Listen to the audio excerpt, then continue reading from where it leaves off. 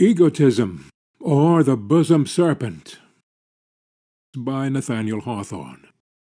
"Here he comes!" shouted the boys along the street. This outcry, saluting Herkimer's ears as he was about to enter the iron gate of the Elliston, "A snake in his bosom," repeated the young sculptor to himself.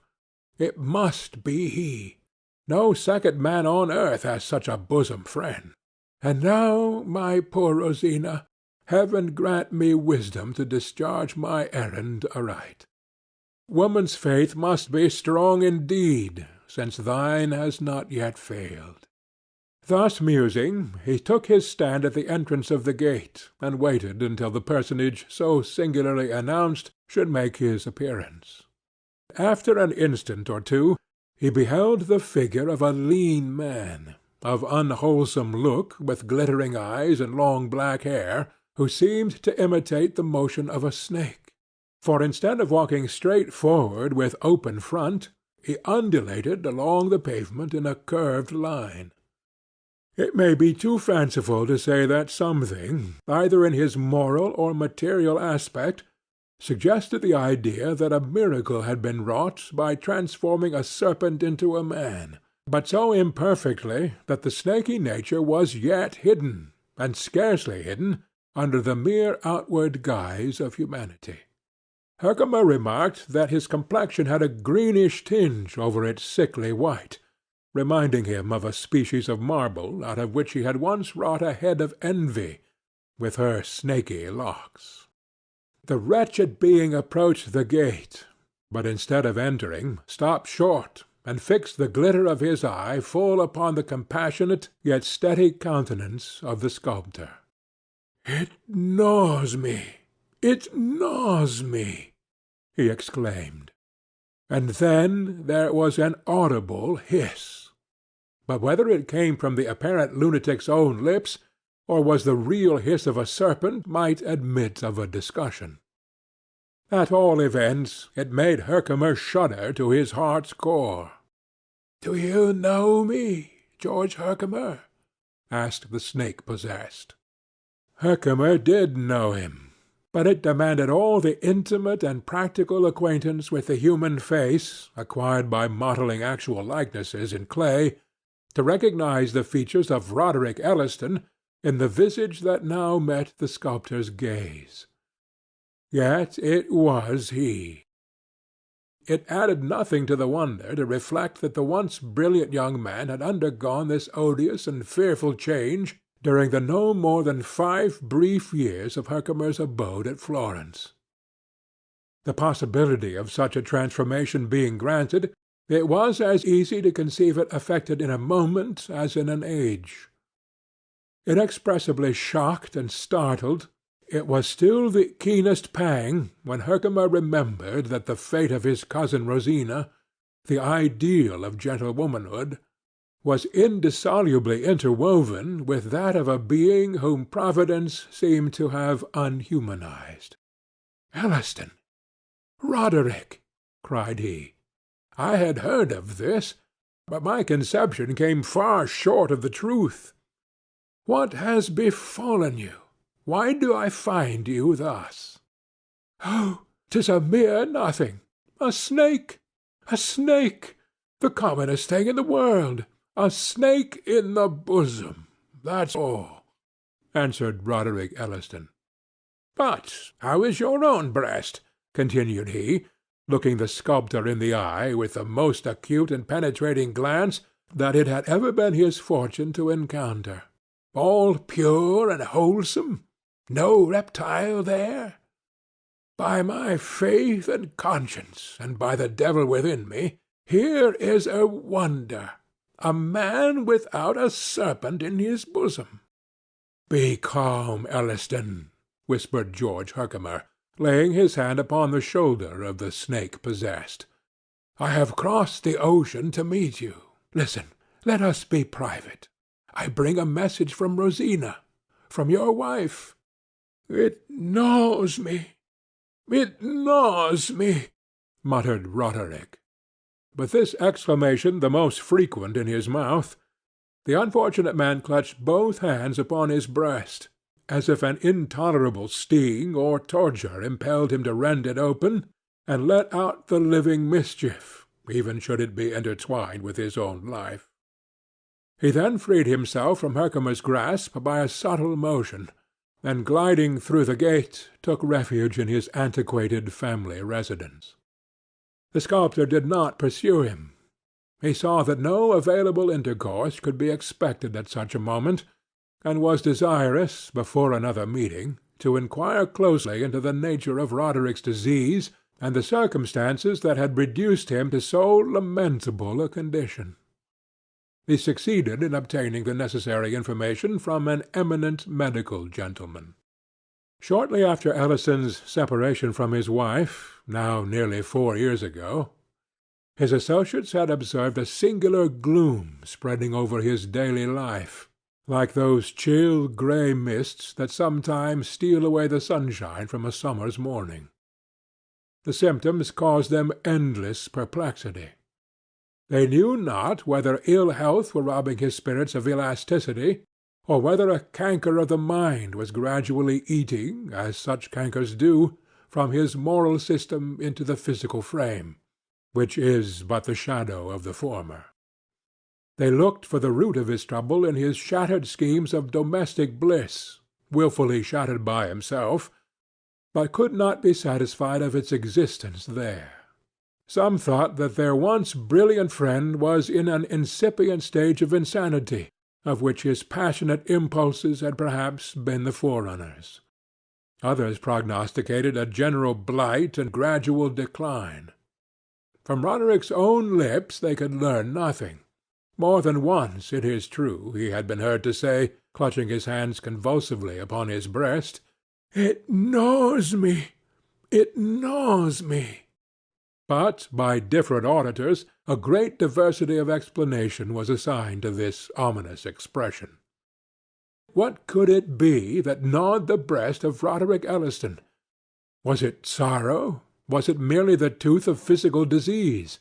Or, in his reckless course, often verging upon profligacy, if not plunging into its depths, had he been guilty of some deed which made his bosom a prey to the deadlier fangs of remorse? There was plausible ground for each of these conjectures, but it must not be concealed that more than one elderly gentleman, the victim of good cheer and slothful habits, magisterially pronounced the secret of the whole matter to be dyspepsia. Meanwhile, Roderick seemed aware how generally he had become the subject of curiosity and conjecture, and with a morbid repugnance to such notice, or to any notice whatsoever, estranged himself from all companionship. Not merely the eye of man was a horror to him, not merely the light of a friend's countenance, but even the blessed sunshine likewise, which in its universal beneficence typifies the radiance of the Creator's face, expressing his love for all the creatures of his hand. The dusky twilight was now too transparent for Roderick Elliston. The blackest midnight was his chosen hour to steal abroad, and if ever he were seen, it was when the watchman's lantern gleamed upon his figure, gliding along the street with his hands clutched upon his bosom, still muttering, "It gnaws me! It gnaws me!" What could it be that gnawed him? After a time it became known that Elliston was in the habit of resorting to all the noted quacks that infested the city, or whom money would tempt to journey thither from a distance. By one of these persons, in the exultation of a supposed cure, it was proclaimed far and wide, by dint of handbills and little pamphlets on dingy paper, that a distinguished gentleman, Roderick Elliston, Esquire, had been relieved of a snake in his stomach. So here was the monstrous secret ejected from its lurking place into public view, in all its horrible deformity. The mystery was out, but not so the bosom serpent. He, if it were anything but a delusion, still lay coiled in his living den. The empiric's cure had been a sham, the effect, it was supposed, of some stupefying drug which more nearly caused the death of the patient, than of the odious reptile that possessed him. When Roderick Elliston regained entire sensibility, it was to find his misfortune the town talk, the more than 9 days' wonder and horror, while at his bosom he felt the sickening motion of a thing alive, and the gnawing of that restless fang which seemed to gratify at once a physical appetite and a fiendish spite. He summoned the old black servant, who had been bred up in his father's house, and was a middle-aged man when Roderick lay in his cradle. "Scipio," he began, and then paused with his arms folded over his heart. "What do people say of me, Scipio?" "Sir, my poor master, that you had a serpent in your bosom," answered the servant with hesitation. "And what else?" asked Roderick, with a ghastly look at the man. "Nothing else, dear master," replied Scipio. "Only that the doctor gave you a powder, and that the snake leaped out upon the floor." "No, no," muttered Roderick to himself, as he shook his head, and pressed his hands with a more convulsive force upon his breast. "I feel him still. It gnaws me. It gnaws me."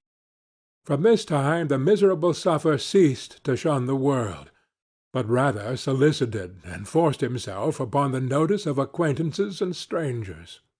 It was partly the result of desperation on finding that the cavern of his own bosom had not proved deep and dark enough to hide the secret, even while it was so secure a fortress for the loathsome fiend that had crept into it. But still more, this craving for notoriety was a symptom of the intense morbidness which now pervaded his nature. All persons chronically diseased are egotists, whether the disease be of the mind or body, whether it be sin, sorrow, or merely the more tolerable calamity of some endless pain or mischief among the chords of mortal life. Such individuals are made acutely conscious of a self by the torture in which it dwells. Self, therefore, grows to be so prominent an object with them that they cannot but present it to the face of every casual passer-by. There is a pleasure, perhaps the greatest of which the sufferer is susceptible, in displaying the wasted or ulcerated limb or the cancer in the breast, and the fouler the crime, with so much the more difficulty does the perpetrator prevent it from thrusting up its snake-like head to frighten the world. For it is that cancer or that crime which constitutes their respective individuality. Roderick Elliston, who, a little while before, had held himself so scornfully above the common lot of men, now paid full allegiance to this humiliating law.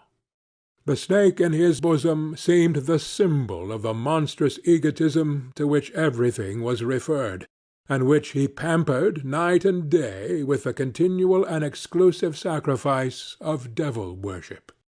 He soon exhibited what most people considered indubitable tokens of insanity. In some of his moods, strange to say, he prided and glorified himself on being marked out from the ordinary experience of mankind by the possession of a double nature and a life within a life.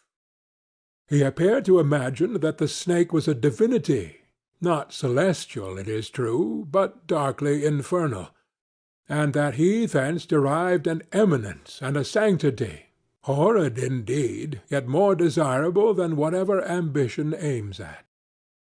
Thus he drew his misery around him like a regal mantle, and looked down triumphantly upon those whose vitals nourished no deadly monster. Oftener, however, his human nature asserted its empire over him in the shape of a yearning for fellowship. It grew to be his custom to spend the whole day in wandering about the streets, aimlessly, unless it might be called an aim to establish a species of brotherhood between himself and the world. With cankered ingenuity, he sought out his own disease in every breast. Whether insane or not, he showed so keen a perception of frailty, error, and vice, that many persons gave him credit for being possessed not merely with a serpent, but with an actual fiend, who imparted this evil faculty of recognizing whatever was ugliest in man's heart. For instance, he met an individual who, for 30 years, had cherished a hatred against his own brother. Roderick, amidst the throng of the street, laid his hand upon this man's chest, and looking full into his forbidding face, "How is the snake to-day?" he inquired, with a mock expression of sympathy. "The snake?" exclaimed the brother-hater. "What do you mean?" "The snake! The snake! Does it gnaw you?" persisted Roderick. "Did you take counsel with him this morning when you should have been saying your prayers? Did he sting when you thought of your brother's health, wealth, and good repute? Did he caper for joy when you remembered the profligacy of his only son? And whether he stung or whether he frolicked, did you feel his poison throughout your body and soul, converting everything to sourness and bitterness? That is the way of such serpents. I have learned the whole nature of them from my own." "Where is the police?" roared the object of Roderick's persecution, at the same time giving an instinctive clutch to his breast. "Why is this lunatic allowed to go at large?" "Ha, ha!" chuckled Roderick, releasing his grasp of the man. "His bosom serpent has stung him, then." Often it pleased the unfortunate young man to vex people with a lighter satire, yet still characterized by somewhat of snake-like virulence. One day he encountered an ambitious statesman, and gravely inquired after the welfare of his boa constrictor; for of that species, Roderick affirmed, this gentleman serpent must needs be, since its appetite was enormous enough to devour the whole country and constitution. At another time he stopped a close-fisted old fellow, of great wealth, but who skulked about the city in the guise of a scarecrow, with a patched blue surtout, brown hat, and mouldy boots, scraping pence together and picking up rusty nails. Pretending to look earnestly at this respectable person's stomach, Roderick assured him that his snake was a copperhead, and had been generated by the immense quantities of that base metal with which he daily defiled his fingers. Again he assaulted a man of rubicund visage, and told him that few bosom serpents had more of the devil in them than those that breed in the vats of a distillery. The next whom Roderick honored with his attention was a distinguished clergyman, who happened just then to be engaged in a theological controversy, where human wrath was more perceptible than divine inspiration. "You have swallowed a snake in a cup of sacramental wine," quoth he. "Profane wretch!" exclaimed the divine; but nevertheless his hand stole to his breast. He met a person of sickly sensibility, who, on some early disappointment, had retired from the world, and therefore held no intercourse with his fellow-men, but brooded sullenly or passionately over the irrevocable past.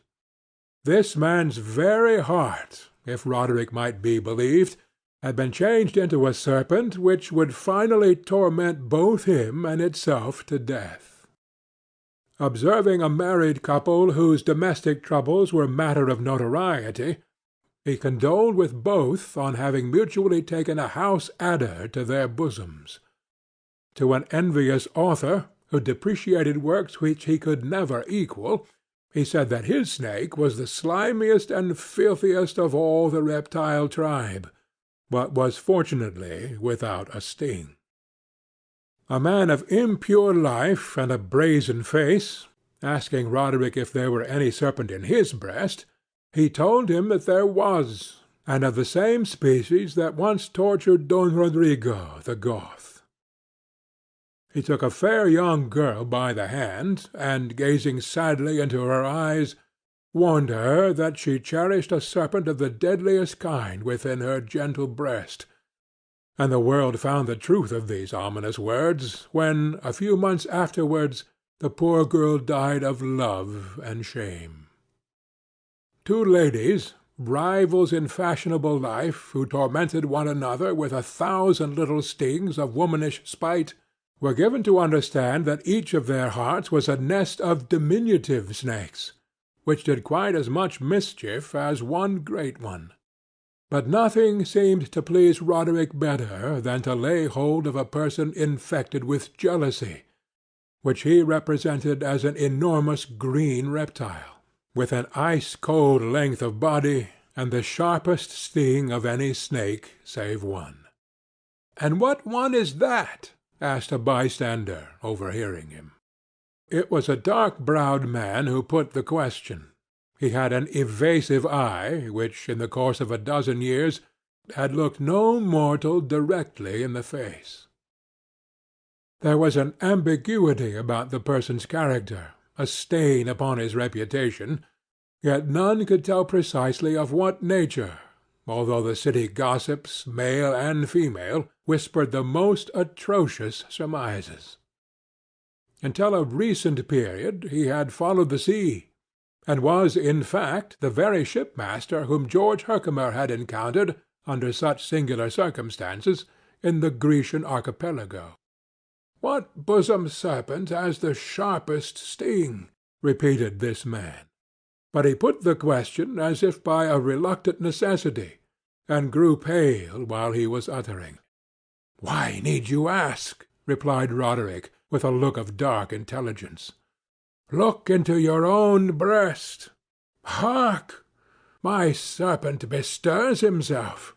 He acknowledges the presence of a master fiend."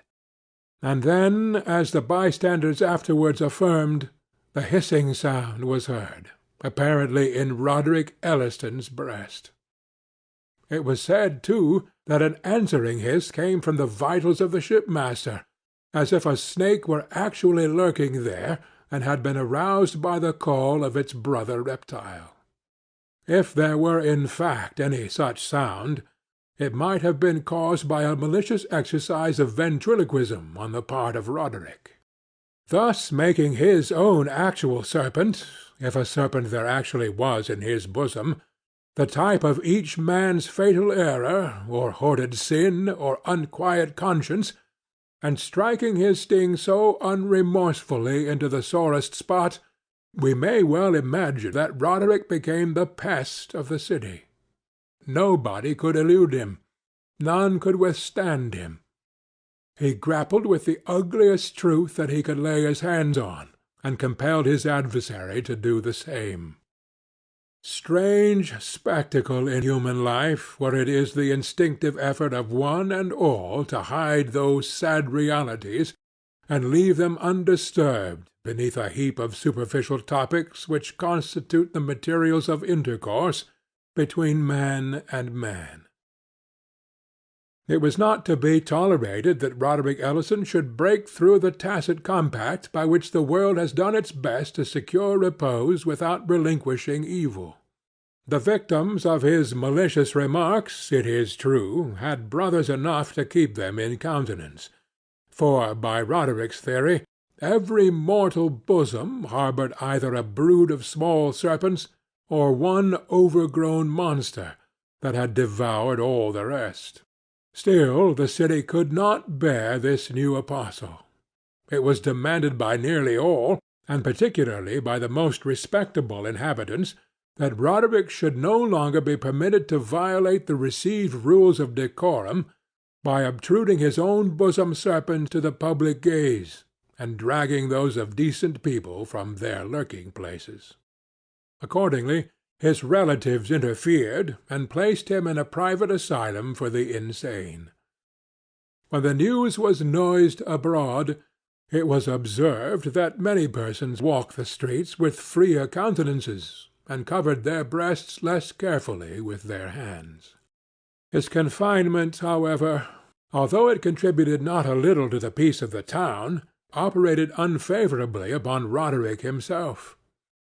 In solitude his melancholy grew more black and sullen. He spent whole days, indeed it was his sole occupation, in communing with the serpent. A conversation was sustained, in which, as it seemed, the hidden monster bore a part, though unintelligibly to the listeners, and inaudible except in a hiss.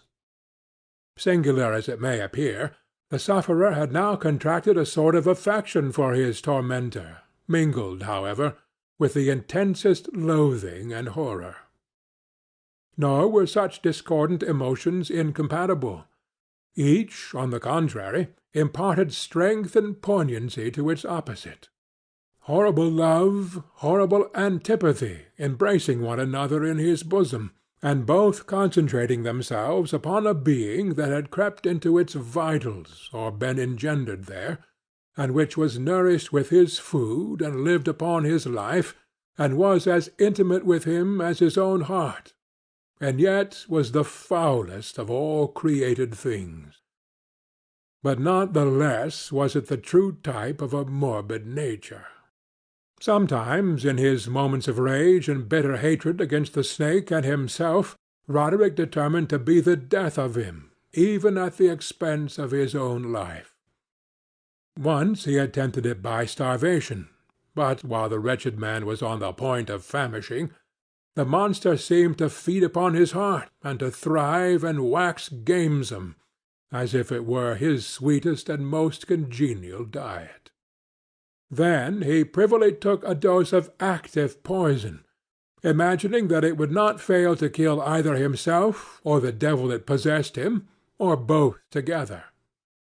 Another mistake, for if Roderick had not yet been destroyed by his own poisoned heart, nor the snake by gnawing it, they had little to fear from arsenic or corrosive sublimate. Indeed, the venomous pest appeared to operate as an antidote against all other poisons. The physicians tried to suffocate the fiend with tobacco smoke. He breathed it as freely as if it were his native atmosphere. Again, they drugged their patient with opium, and drenched him with intoxicating liquors, hoping that the snake might thus be reduced to stupor, and perhaps be ejected from the stomach.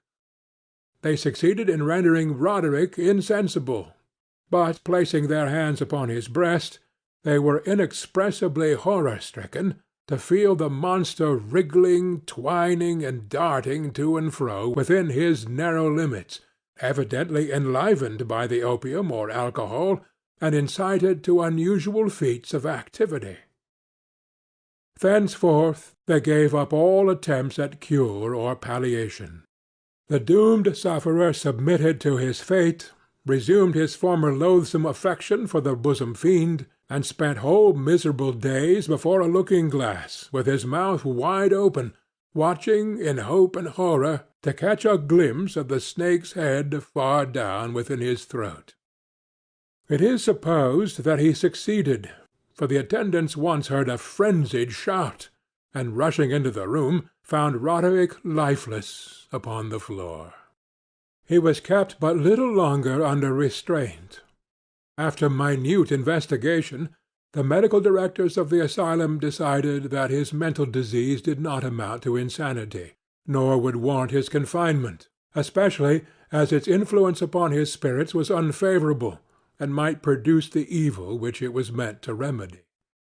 His eccentricities were doubtless great. He had habitually violated many of the customs and prejudices of society, but the world was not, without surer ground, entitled to treat him as a madman. On this decision of such competent authority, Roderick was released, and had returned to his native city the very day before his encounter with George Herkimer. As soon as possible after learning these particulars, the sculptor, together with a sad and tremulous companion, sought Elliston at his own house. It was a large, sombre edifice of wood, with pilasters and a balcony, and was divided from one of the principal streets by a terrace of 3 elevations, which was ascended by successive flights of stone steps. Some immense old elms almost concealed the front of the mansion. The spacious and once magnificent family residence was built by a grandee of the race early in the past century, at which epoch, land being of small comparative value, the garden and other grounds had formed quite an extensive domain. Although a portion of the ancestral heritage had been alienated, there was still a shadowy enclosure in the rear of the mansion where a student or a dreamer or a man of stricken heart might lie all day upon the grass amid the solitude of murmuring boughs, and forget that a city had grown up around him. Into this retirement the sculptor and his companion were ushered by Scipio, the old black servant, whose wrinkled visage grew almost sunny with intelligence and joy as he paid his humble greetings to one of the two visitors. "Remain in the arbour," whispered the sculptor to the figure that leaned upon his arm.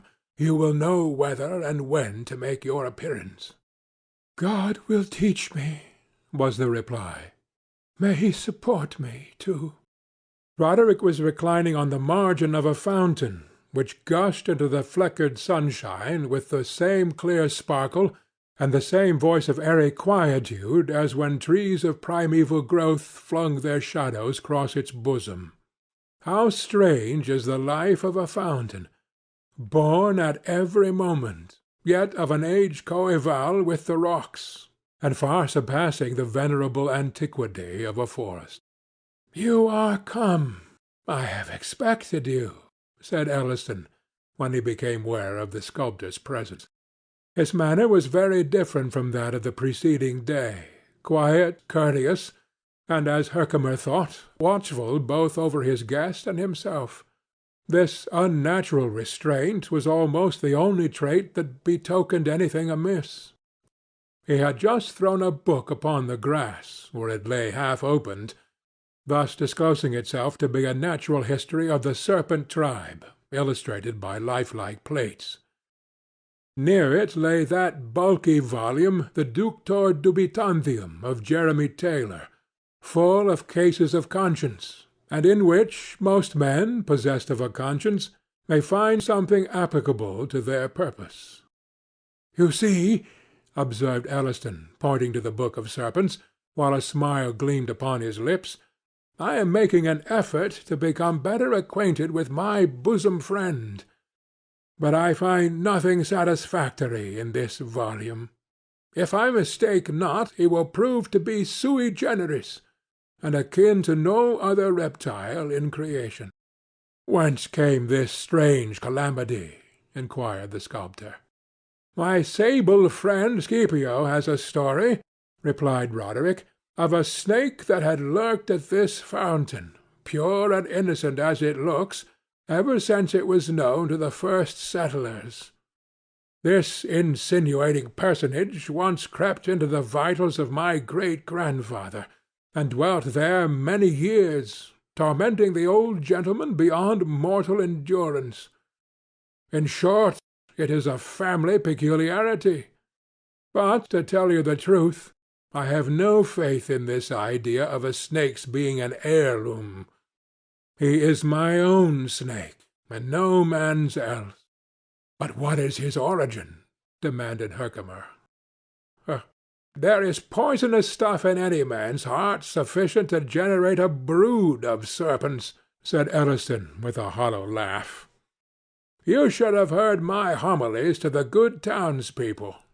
Positively I deem myself fortunate in having bred but a single serpent. You, however, have none in your bosom, and therefore cannot sympathize with the rest of the world. It gnaws me, it gnaws me." With this exclamation Roderick lost his self-control and threw himself upon the grass, testifying his agony by intricate writhings, in which Herkimer could not but fancy a resemblance to the motions of a snake. Then likewise was heard that frightful hiss, which often ran through the sufferer's speech, and crept between the words and syllables without interrupting their succession. "This is awful indeed," exclaimed the sculptor. "An awful infliction, whether it be actual or imaginary. Tell me, Roderick Elliston, Is there any remedy for this loathsome evil?" "Yes, but an impossible one," muttered Roderick, as he lay wallowing with his face in the grass. "Could I for one moment forget myself, the serpent might not abide within me. It is my diseased self-contemplation that has engendered and nourished him." "Then forget yourself, my husband," said a gentle voice above him. "Forget yourself in the idea of another." Rosina had emerged from the arbour, and was bending over him with the shadow of his anguish reflected in her countenance, yet so mingled with hope and unselfish love that all anguish seemed but an earthly shadow and a dream. She touched Roderick with her hand. A tremor shivered through his frame. At that moment, if report be trustworthy, the sculptor beheld a waving motion through the grass, and heard a tinkling sound, as if something had plunged into the fountain. Be the truth as it might, it is certain that Roderick Elliston sat up like a man renewed, restored to his right mind, and rescued from the fiend which had so miserably overcome him in the battle of his own breast. "Rosina!" cried he, in broken and passionate tones, but with nothing of the wild wail that had haunted his voice so long. "Forgive! Forgive!" His happy tears bedewed his face. "The punishment has been severe," observed the sculptor. "Even justice might now forgive. How much more a woman's tenderness!" "Roderick Elliston, whether the serpent was a physical reptile, or whether the morbidness of your nature suggested that symbol to your fancy, the moral of the story is not the less true and strong. A tremendous egotism, manifesting itself in your case in the form of jealousy, is as fearful a fiend as ever stole into the human heart. Can a breast, where it dwelt so long, be purified?" "Oh, yes," said Rosina, with a heavenly smile. "The serpent was but a dark fantasy, and what it typified was as shadowy as itself. The past, dismal as it seems, shall fling no gloom upon the future. To give it its due importance, we must think of it but as an anecdote in our eternity."